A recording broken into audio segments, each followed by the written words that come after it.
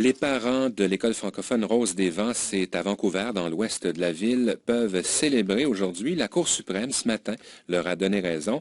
Ils demandaient que les services offerts à leurs enfants, qui sont environ 350, c'est une grosse école, soient l'équivalent, ces services, de ceux donnés aux élèves anglophones de la province. Il faut dire que l'école, l'Association des parents et le Conseil scolaire de francophones de la Colombie-Britannique faisaient valoir que les installations, les moyens de transport aussi, dont ils bénéficient, était insuffisant pour offrir une éducation, je reviens à ce terme, équivalente à celle des écoles anglophones.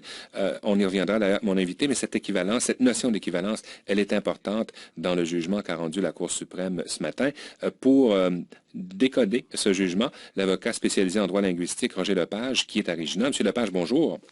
Oui, bonjour Jacques. Alors, que dit le jugement, Monsieur Lepage, si vous aviez à le résumer, là? Bien, à le résumé, je dirais que la Cour suprême du Canada, 7-0, a décidé que, effectivement, l'école Rose des Vents n'était pas équivalente aux écoles anglophones environnantes. Et puis, la Cour a établi le principe que l'article 23 a garanti justement cette équivalence réelle. Et puis, elle a aussi établi que l'équivalence réelle doit être mesurée par rapport aux comparateurs des écoles anglophones environnantes.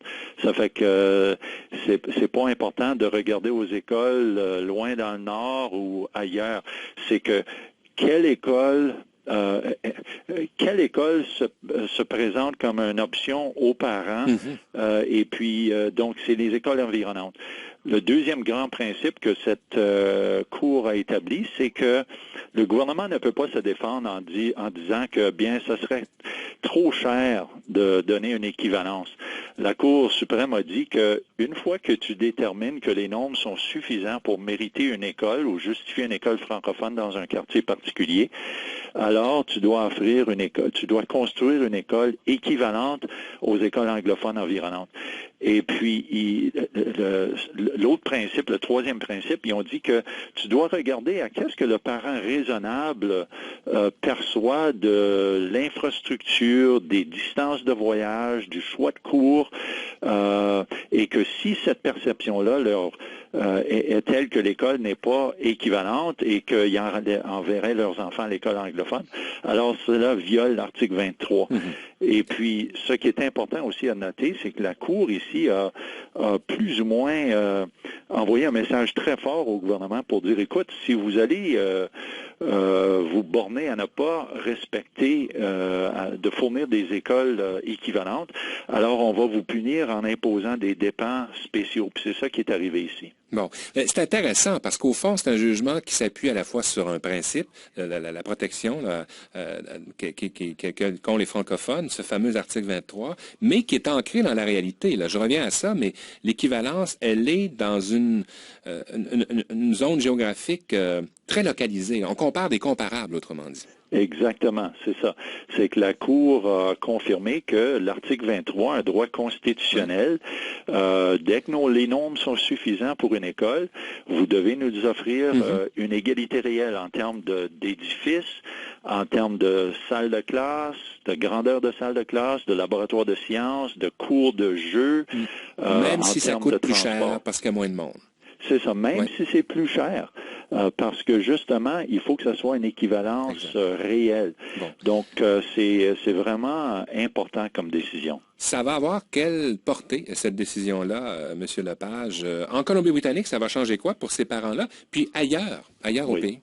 Bien, justement, en Colombie-Britannique, il y a présentement un méga procès par la Commission scolaire francophone pour essayer de faire agrandir et rendre équivalentes 35 écoles francophones.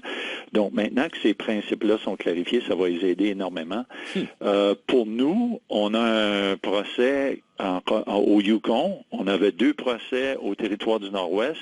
Il y a 2 dossiers en Saskatchewan présentement, puis c'est tous des dossiers similaires où les écoles ne sont pas équivalentes.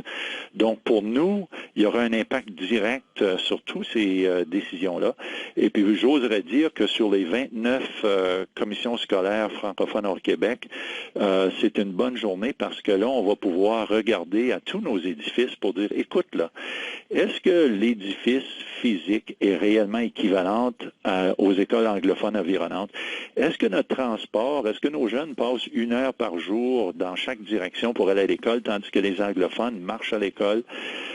Est-ce que nos programmes offerts à l'intérieur sont équivalents? Est-ce qu'on a des arts industriels, des arts ménagers? Est-ce qu'on enseigne des cours comparables? Donc ça devrait forcer, ça devrait obliger les gouvernements de revenir à la table de négociation et dire, écoute, oui, on a peut-être des écoles primaires équivalentes, plus ou moins, mais au niveau secondaire, là, c'est là où le bas blesse énormément. Bon, dernière chose, c'est un peu juridique, mais j'aimerais ça comprendre. La Cour suprême du Canada renvoie... c'est quoi les suites juridiques, finalement? Parce que la Cour suprême renvoie le dossier à la Cour suprême de Colombie-Britannique. Ça veut dire quoi, ça, M. Lepage?